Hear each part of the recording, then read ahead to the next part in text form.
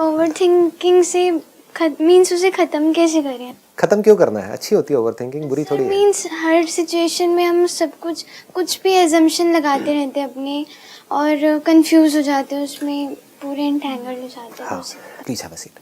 Number 1 तो आप ये समझो कि ओवरथिंकिंग कोई बुरी नहीं है। जितने भी साइंटिस्ट हुए हैं पास्ट में, वो आपसे ज़्यादा सोचते थे, आपसे कम सोचते थे? ज़्यादा ही सोचते थे। मैं आपको क्या लगता हूँ, मैं यहाँ बैठा हूँ, मैं आपसे ज़्यादा सोचता हूँ, कम सोचता हूँ?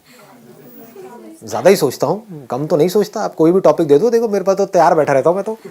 हाँ, मतलब हर टॉपिक के ऊपर मेरे पास कुछ ना कुछ है बोलने के लिए। तो द पॉइंट इज़ कि ज़्यादा सोचना प्रॉब्लम नहीं है, सोचना प्रॉब्लम नहीं है, क्योंकि अगर आप सोचना ही बंद कर दोगे तो आप में और जानवरों में क्या फ़र्क है? हम में और जानवरों में क्या फ़र्क है? सोचने का ही तो है। हम सोच सकते हैं, सोच करके अपने आप को जानवरों से बचा सकते हैं। बेचारे जानवर सोच करके अपने आप को हमसे बचा नहीं सकते, उनके पास कोई प्लान नहीं है कि इंसान से कैसे बचे। तो सोचना प्रॉब्लम नहीं है, गलत सोचना प्रॉब्लम है, right? Wrong thinking. Right thinking is not a problem, उससे तो आप सोल्यूशंस निकाल लोगे ना अपनी लाइफ के। तो रॉन्ग थिंकिंग क्या है? What is wrong thinking? Wrong thinking का ग्राउंड क्या है? रॉन्ग थिंकिंग, राइट थिंकिंग जो मैं कह रहा हूं, कैसे डिसाइड करें कि क्या रॉन्ग है क्या राइट है? हो सकता है आपको रॉन्ग लग रही हो, मेरे लिए राइट हो, मुझे राइट लग रही है, आपको रॉन्ग हो। पकड़ में आ रही है बात? हाँ, ठीक है। राइट थिंकिंग मतलब क्लियर थिंकिंग, सीधी थिंकिंग, एकदम सीधी सादी जैसे बोलते हैं ना। रॉन्ग थिंकिंग मतलब टेढ़ी मेढ़ी, जहां पे हम खुद ही फंसे पड़े हैं। तो राइट थिंकिंग मतलब क्या, रॉन्ग थिंकिंग मतलब क्या? बताओ जी।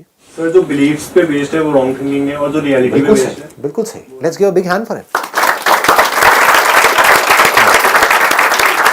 क्या हुटिंग करी पाई आपने?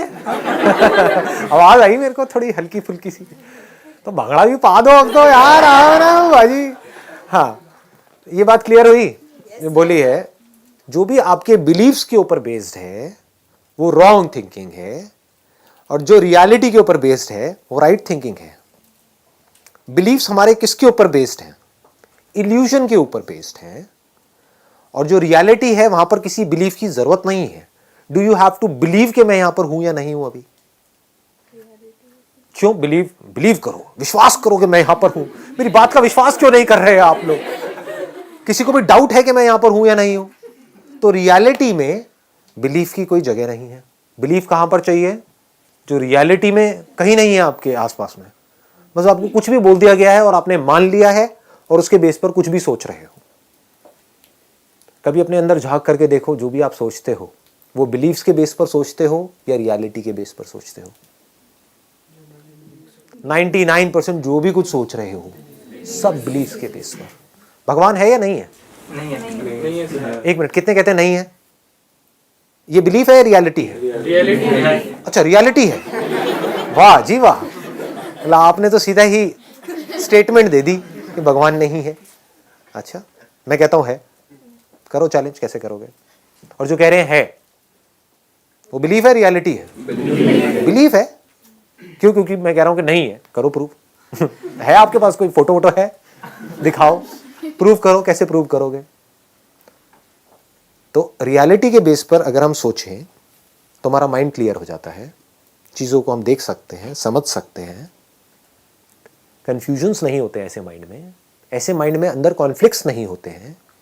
बिलीव्स के बेस पर कॉन्फ्लिक्ट्स होते हैं, क्योंकि बिलीव आप कैसे करते हो? आप एक किताब के बेस पर बिलीव कर रहे हो, या आपके पेरेंट्स ने कुछ आपको कहा उसके बेस पर आप बिलीव कर रहे हो। दूसरा कोई बंदा आ जाएगा जिसने किसी और रिलीजन की किसी और किताब में कुछ पढ़ा है, तो वहां पर लड़ाई झगड़ा हो जाएगा, कॉन्फ्लिक्ट हो जाएगा। तो जब बाहर कॉन्फ्लिक्ट होगा तो अंदर भी कॉन्फ्लिक्ट होगा। कॉन्फ्लिक्ट वाले माइंड को ही प्रॉब्लमैटिक माइंड बोलते हैं। जिस माइंड में कोई कॉन्फ्लिक्ट ही ना हो, कॉन्फ्लिक्ट की गुंजाइश ही ना हो, उसको क्लियर माइंड बोलते हैं। तो क्लियर माइंड कैसे होता है? जो भी बोलना है, जो भी सोचना है, रियलिटी के बेस पर। तो रियलिटी क्या है? भगवान है या नहीं है? क्या बोलना है? रियलिटी क्या है? पता नहीं। बिल्कुल सही, पता नहीं, I don't know, that is reality. अभी आपके लिए यही रियलिटी है। लेकिन किसी दिन भगवान आपके एक्सपीरियंस में उतर आए, तब आप बोल सकते हो यस आई नो। तब आपको बोलना भी नहीं पड़ेगा, आपकी आंखों में दिख जाएगा कि भगवान आपके आसपास में है, आपके अंदर है या नहीं है। आप बिलीव कर रहे हो कि भगवान हमारे अंदर है क्योंकि वहां लिखा हुआ है, या आपको पता है कि भगवान मेरे अंदर है? तो बिलीफ और रियलिटी में फर्क को हमको समझना है. If you can understand that, तो ये जो ओवर थिंकिंग जो प्रॉब्लम है, जो आई एम 100% श्योर आप सबकी है, सुबह ब्रेन एक्टिवेट हो जाता है और रात तक जब तक सोने की कोशिश कर रहे होते हैं वो एक्टिवेटेड रहता है. कुछ भी थॉट्स आ रहे होते हैं माइंड में. जैसे कोई भूत की पिक्चर देखी या आपके भाई ने आपको कोई भूत प्रेत की कहानियां सुनाई, अब रात को नींद नहीं आ रही. क्यों नहीं आ रही? क्योंकि डर लग रहा है, भूत प्रेत दिमाग में घूम रहे हैं. तो क्या ये आपके बिलीव्स हैं जिसके बेस पर आप सोच रहे हो, या रियलिटी है? बिलीव्स है. तो अब ये थिंकिंग खत्म कैसे होगी? कैसे होगी बताओ? सिर्फ ये समझने से होगी कि ये बिलीव्स है, ये कोई रियलिटी नहीं है, इल्यूजन्स है. सर वो भूत नहीं है, मेकअप है. हाँ भूत नहीं है, मेकअप. हाँ, भूत नहीं है, मेकअप है. ध्यान से जा करके देखो वहां पे टेलीविजन में, आप देखोगे तो आपको समझ आएगा ये तो मेकअप है. ऐसी भूत तो मैं भी बन सकती हूँ, उससे बेटर बन सकती हूँ. इनफैक्ट मुझे तो मेकअप की भी जरूरत नहीं.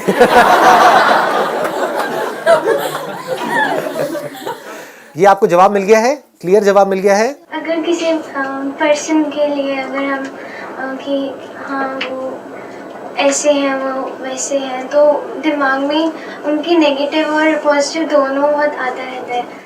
तो उसको कैसे करें कि वो सच में ऐसे हैं या वो ऐसे दिखा रहे हैं?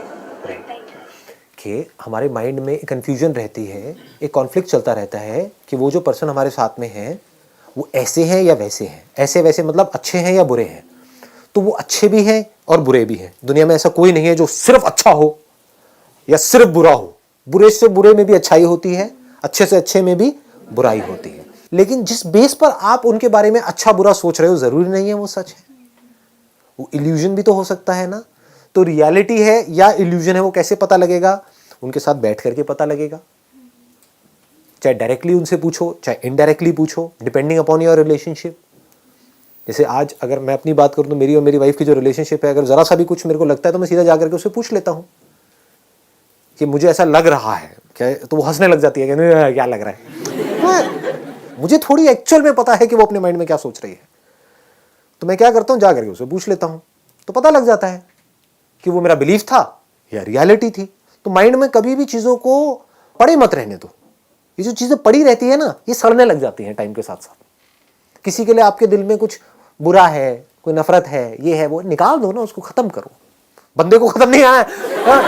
एक मिनट, समझे मैंने क्या बोला? यही प्रॉब्लम है, आप कुछ और मत समझ जाना. खत्म करो मतलब उस बात को खत्म करो, या तो उससे बात करके उस प्रॉब्लम को सॉल्व करो, या फिर अगर बहुत ही ज्यादा किसी के लिए कोई खुंदक है तो कमरा अपना बंद करो जिस वक्त घर में कोई ना हो, और चीखो चिल्लाओ, ये करो वो करो, कुछ भी. 2-4 कांच के ग्लास ले लो, तोड़ दो ऐसे करके, बाद में उसको साफ कर दो, थोड़ा खून वून भी निकल आएगा तो यार रिलैक्स हो जाओगे. तो अंदर की जो भी भड़ास है वो निकाल दो. मतलब उसको दबा करके मत रखो अपने अंदर.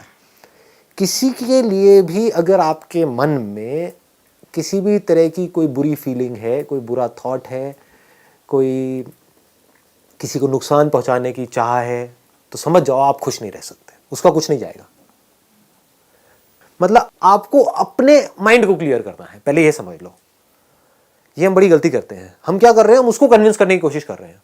हो सकता है आपकी किसी के साथ लड़ाई हो, लेकिन वो एंड तक आपसे लड़ता ही रहे, मरते दम तक आपसे नाराज ही रहे. आपने कोई गलती कर दी, आप उससे माफी मांग रहे हो, लेकिन फिर भी वो आपको माफ नहीं कर रहा है. तो आपको अपने माइंड को क्लियर करना है, आपको अपने आप को माफ करना है कि I am just a human being, मेरे से कोई गलती हुई और मैंने खुद को माफ कर दिया. अब उसने नहीं किया तो वो उसकी प्रॉब्लम है, वो मरेगा पूरी जिंदगी के लिए, वो सड़ेगा अंदर ही अंदर. इसको सड़ना बोलते हैं, अंदर ही अंदर. कोई आपसे जेलसी कर रहा है तो आपको वहां पर उसके माइंड को क्लियर नहीं करना है कि वो आपसे जेलसी ना करे. उसको आप कैसे क्लियर करोगे? आपको अपने माइंड को क्लियर करना है कि मेरे अंदर जेलसी पैदा ना हो.